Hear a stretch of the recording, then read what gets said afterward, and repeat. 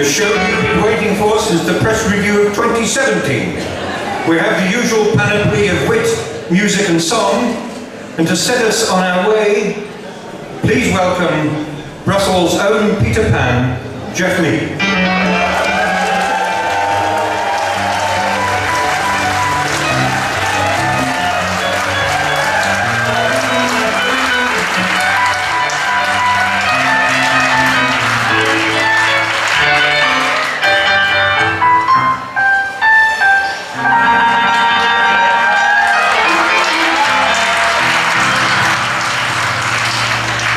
Geoff Griffiths, ladies and gentlemen.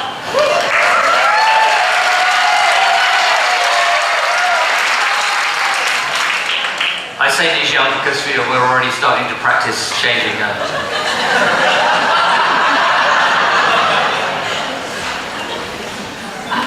I'm trying to think of something that's got nothing to do with BREXIT.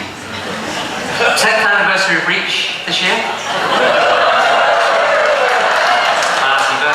To Reach. Anyway, welcome, my lords, ladies, gentlemen, secretaries general.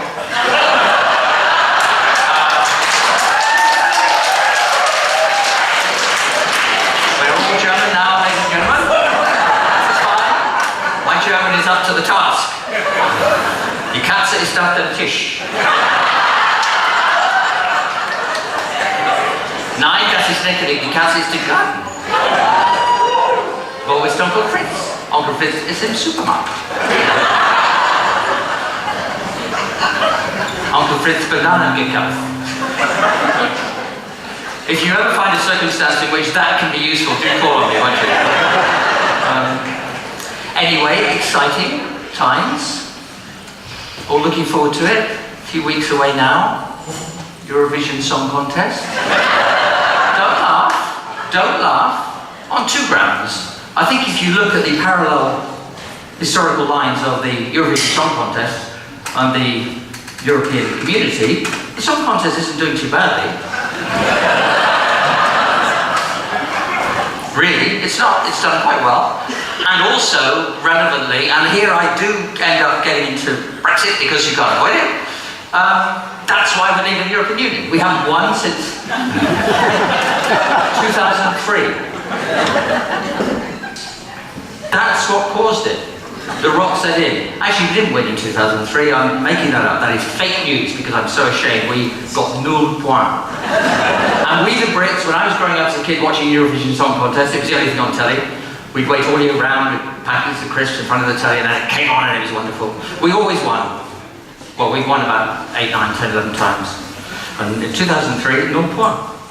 Luckily, back in 2003, I didn't get it on this telly, so I didn't know about the horror till later. But that's when the Brexit rot set in.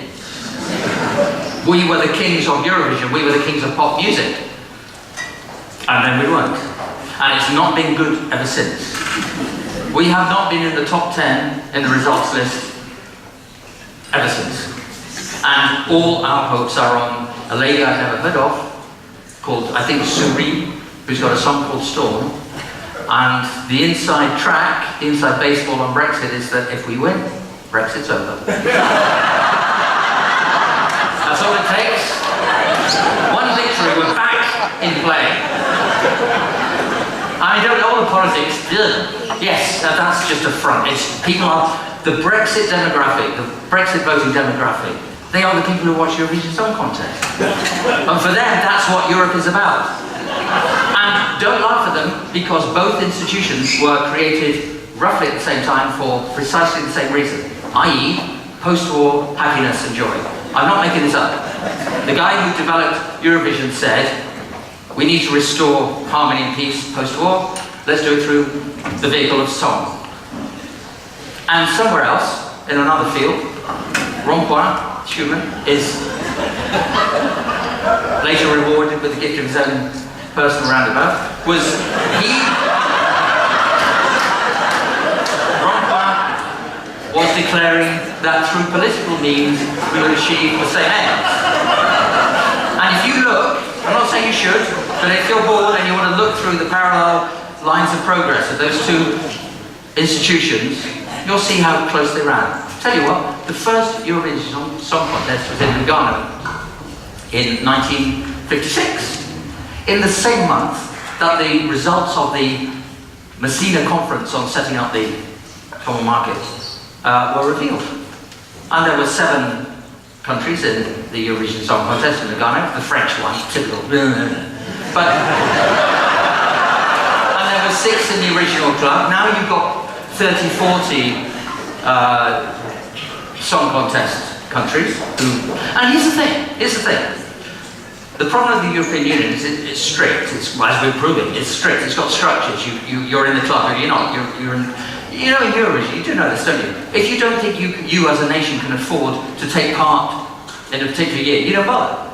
You just say, I'm not taking part this year. It's a completely flexible organisation. That's what the British do. So, we want CCP.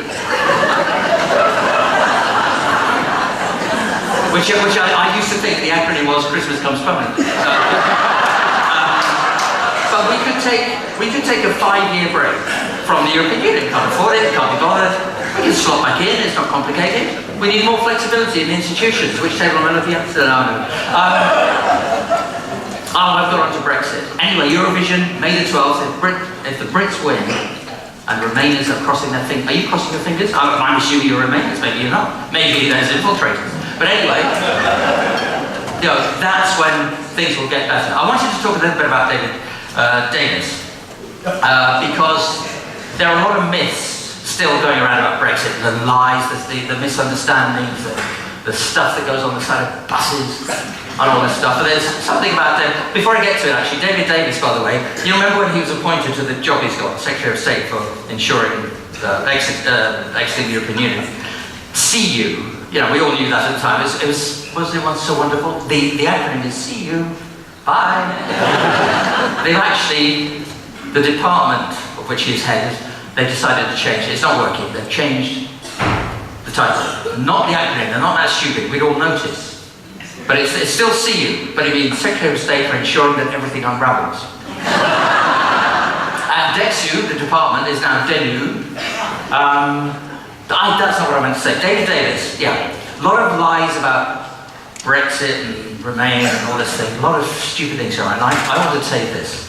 David Davis, so this is for the, should we say, the people I'm more familiar with in the audience. David Davis is not my father-in-law. There has been a lot of outrageous... No, it's, you know... If you're young, check with your neighbour. But, he's not. And people say, oh, you know, no. Not at all. I just wanted to clear that up. It's one myth about Brexit that we can remove. What should we talk about that's not Brexit? Oh, this inquiry into malicious artificial intelligence. I mean, to me, that's the same as an inquiry into Boris Johnson. I mean, you know, because that guy's artificial intelligence is humongous. You know. There's also a fake news group, an inquiry. I think the two are linked. Artificial intelligence delivers fake news, and we're all in trouble. But I mean, the whole cabinet is using its artificial intelligence. Doesn't mean they haven't got any real intelligence. They're just binning it for a while. Boris is not. See, Boris is desperately trying to be the bad boy. And he's not really. He's a big cuddly fat chap. He's fine, but he's trying to be the bad boy. When you compare him to Trump, which is unfair, by the way, but when you do, you realise he's not the full shilling. He doesn't have the heft, Boris. I mean, Trump is Boris plus. Because, and the weakness of Johnson was revealed when he made that remark about we're going to build a bridge across the Channel to France. Okay, maybe we will, probably won't. I mean, because when do you change to left-hand drive? I mean, the whole thing is a nightmare. But what I was going to say, if Trump had done that, he'd have done the full job. He'd have said, we're going to build, with his accent, I'm not going to do it, everybody does, I can't do it. We're going to build a bridge across the Channel to France. And we're going to make the French pay for it. See, that's why Boris likes the final bite, the final cutting edge. Anyway, tonight we were dangerously close to having a very, very well-known international celebrity comedian in the house. We really were. And I'll say, I know people say, well, I'm not making this up, but I'm not, okay? So we really were very, very close. Who knows Barry Humphries? Dame Edgar Everidge. Well, my real father-in-law, actually, no. My real father-in-law had his 85th birthday this week, and Barry Humphries was in attendance. And the only reason I'm telling you any of this is not in the house, but he did tell an extremely nice thing, which I like because it's absolutely 100% true.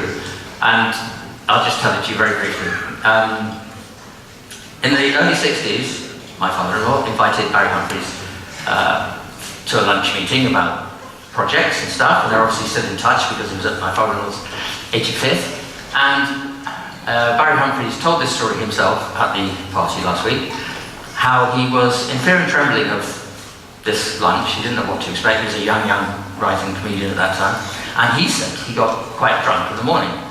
And he went to the lunch, and he said he, unfortunately, and to his own embarrassment, fell asleep with his face sideways down in his lunch during the lunch.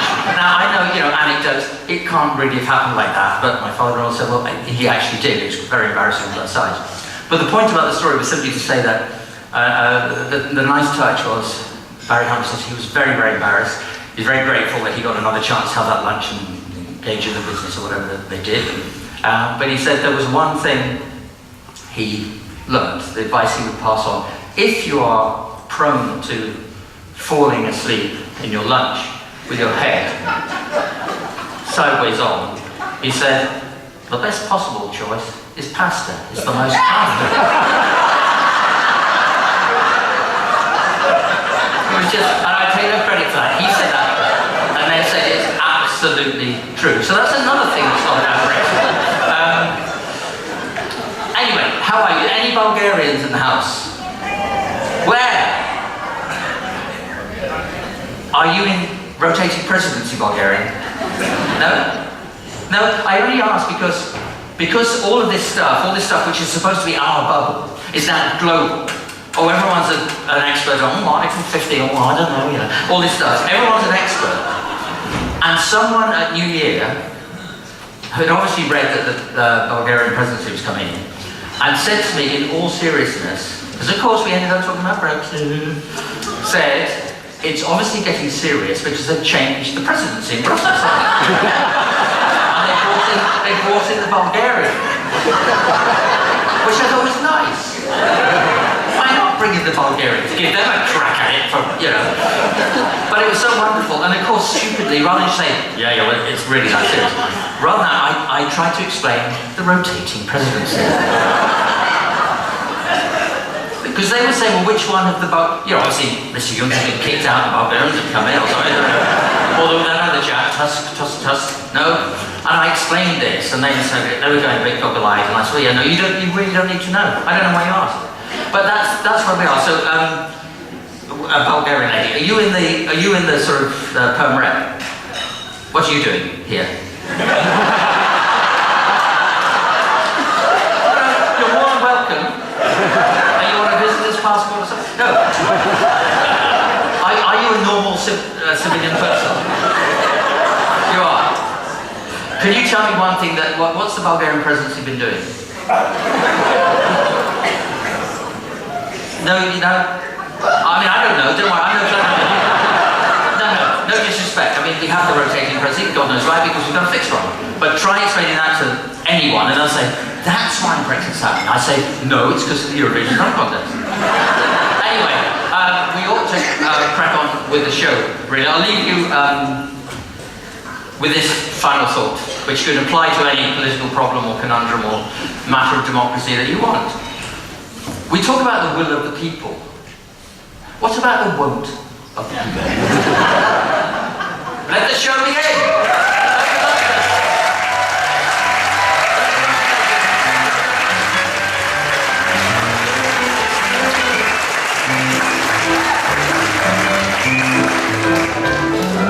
Welcome to the press review.